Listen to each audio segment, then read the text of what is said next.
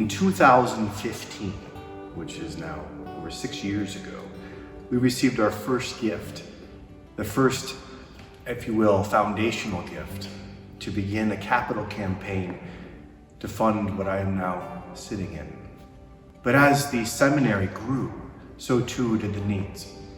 And it expanded and expanded and expanded to the point where we did a $20 million campaign when we were told we couldn't raise more than maybe 3 or 4. The campaign is over, and I have you to thank for that.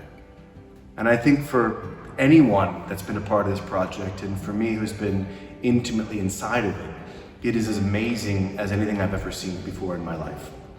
And so I am exceptionally grateful to everyone who participated. We had 1,800 donors from across the diocese and outside of the diocese. The Lord reached into people's hearts and minds and began to inspire them to do something about the problems in the church, the necessity of vocations and fostering those vocations. And He has blessed us. He has blessed us through you. And all of this, as you recall, was for one purpose, which is to renew the sacred priesthood, to be able to form good, solid, generous, sacrificial, and loving men who are friends of Christ. Speaking of that, we have our new class that came in. The foxtrots have begun, and they have a month under their belt already, and then some. And our returning men have come back, and they have filled the house up to 25 men this year. And with all of our graduates, we now total 45 men studying for the priesthood in the diocese. Deacon Aaron Huber was our first to be ordained. He was in the Alpha class, and he was ordained a deacon this last summer. And he'll be ordained, please God, a priest in the summer coming up. So we're at the point now where everyone who enters our program in the seminary comes through St. Joseph, not just the college men, but even those who have a college degree. And they take their philosophy here, and then they go on to the next stage. So it's beginning to create a fraternal bond amongst all of our seminarians. This summer we had a retreat for all of the men, so we packed them in here like sardines for all of our seminarians, both our graduates, those who had not gone through St. Joseph, and then of course those who are currently attending. And it was great to make sure that everyone was on the same page and everyone had the same vision moving forward. And we had a wonderful retreat master who assisted us with that this year. All of the men that we have in Cincinnati are able to kind of come back and forth with some frequency. That doesn't mean it's easy, especially in the current times in which we live with various COVID measures and things of that nature. It's been complicated, and the men have certainly felt a bit of that pressure. But one of the great things is being able to have a home that they can all come back to. So we stay in close communication and have the guys back as often as we can, the Athenaeum in Cincinnati, as well as over in Rome. And you can imagine the difficulties the men have been having in Rome. We've been almost daily contact with them because of the measures that Italy is taking relative to the COVID. It's in God's hands.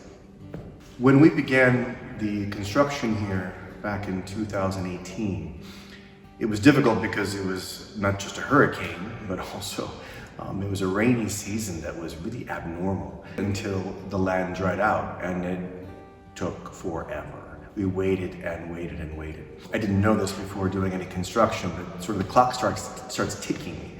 The clock starts ticking when you lay that foundation, the footers down there. From that moment on, the thing begins to take off. And I want to make sure that we go back down to our foundations, not on the building, but on the foundations that began the seminary, which is to say, the interior life. And so this year, what I'd like to do, since we've been given so much, is we'd like to be able to find a way to give back on that level of the spiritual. So assisting you in your own foundational growth. Where are your foundations? Upon what does your faith rest, and how does it rest? And so we have a number of things that we're planning throughout the year to assist you, both talks as well as some reflections that we're going to write up and send to you. And then I just finished a book on St. Joseph that I was asked to write, and hopefully I can make that available as well, just by way of trying to help you with your own spiritual life and grow in the foundations of your faith, such that your structure that you build, the structure of the church that God builds inside of you, has firm and strong foundations. So look for all kinds of good stuff this year, and hopefully you can receive it, meditate upon it, and it will be fruitful for you. And if there's something that you want us to touch upon, if there's a topic that you want us to cover, whether it's about priestly formation or whether or not it's about something else in the spiritual life, we'd be happy to assist you in that. So if you have a topic you would like us to discuss, we'd be certainly happy to comply if we can. By way of beginning our new focus on assisting you in your own spiritual life, and we were speaking about the nature of the last year, year and a half, 2 years, and how tumultuous it's been. And I recall back some years, if you recall yourselves, that people began to wear these little bracelets, little plastic bracelets that had the acronym on it, and that said, "What would Jesus do?" And it's not a difficult thing to ask the question. It's just really complicated to be able to try to find an answer to that. The only thing that we are certain of in scriptures, as the text tells us, is that he does all things well, is that we're going to be told by God not to be afraid, but take the church to yourself, hold fast to her. He does all things well. Watch and see what he makes from this. But we cannot conclude from all of our own personal history and from the sacred scriptures is that he's doing anything other than the work of salvation. So we trust him now and in the future. So let us begin this year and working on this together. I myself am really concerned about checking my own interior foundations, having been so concerned with external things. I'm going to check it on the seminarians, I'm going to check it on the priests, and we're going to check it together on each other. Hopefully the things that we give to you will be helpful for you and also bring you some hope. And if you need, and if you want, if you desire, if you're having one of those moments where I can't see past the darkness, come to the seminary and pray. Come see the men that you're supporting. It's hard to be around them and not be joyful. And not just because they're laughing and the buffoonery and the fun that happens in a large house, but because they love God.